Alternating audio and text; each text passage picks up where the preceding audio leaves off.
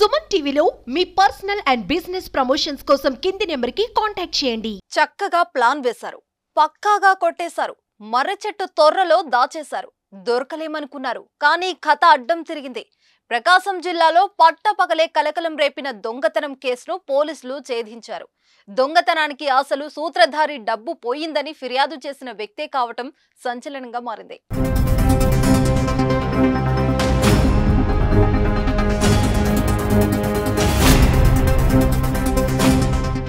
ఒంగోలులోని కర్నూల్ రోడ్డులో Indian petrol bunk దగ్గర ఈ నెల 18వ తేదీ మధ్యాహ్నం సుమారు 2 గంటల సమయంలో ఏటీఎంలలో నగదు నింపే సిఎంఎస్ వాహనం నుంచి చోరీ జరిగింది. తమ వాహనాన్ని నిలిపి వెంట తెచ్చుకున్న భోజనం తినేందుకు బంకులున్న ఓ గదిలోకి సిఎంఎస్ సిబ్బంది వెళ్లారు.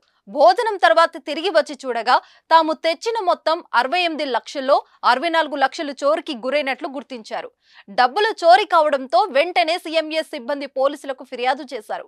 వెంటనే పోలీసులు రంగంలోకి దిగి ఘటనా స్థలానికి చేరుకొని క్లూస్ టీంతో ఆధారాలు సేకరించి సీసీ కెమెరాల ఫుటేజీని పరిశీలించారు. ముసుగు ధరించిన వ్యక్తి బైక్ పై వచ్చి వాహనంలోని డబ్బులు తీసుకెళ్తున్నట్లు గుర్తించారు. దర్యాప్తు చేపట్టిన పోలీసులు గంటల వ్యవధిలోనే నిందితుని గుర్తించారు.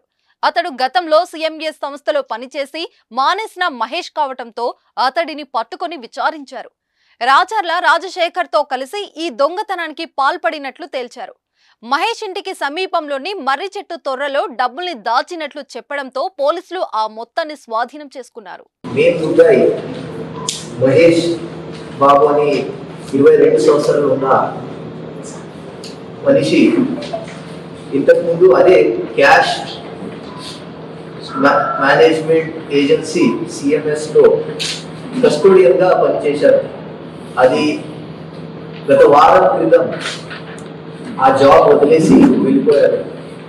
ఆ మహేష్ యాక్చువల్గా సీన్కి వెళ్ళి ఆ క్యాష్ బ్యాగ్స్ నుంచి ఆ క్యాష్ తీసుకువెళ్ళడం జరిగింది. ఆయనకి సపోర్ట్గా ఉన్న రాజశేఖర్ అని మనిషి అదే ఫర్మ్లో కస్టోడియన్గా పనిచేస్తున్నారు. ఆ పనిచేస్తున్నప్పుడు ఆయన మొత్తం ఈ రూట్కి హాల్టింగ్ ప్లేస్కి రెడీ చేయడం జరిగింది. అయితే పోలీసులు మహేష్ ని విచారించే సమయంలో ఏదో సందేహం కలిగింది. మహేష్ ఒక్కడే ఇంత ధైర్యంగా దొంగతనం చేయడని భావించి మరింత లోతుగా తమదైన శైలిలో ప్రశ్నించారు. అప్పుడు బయటపడింది అసలు ట్విస్ట్.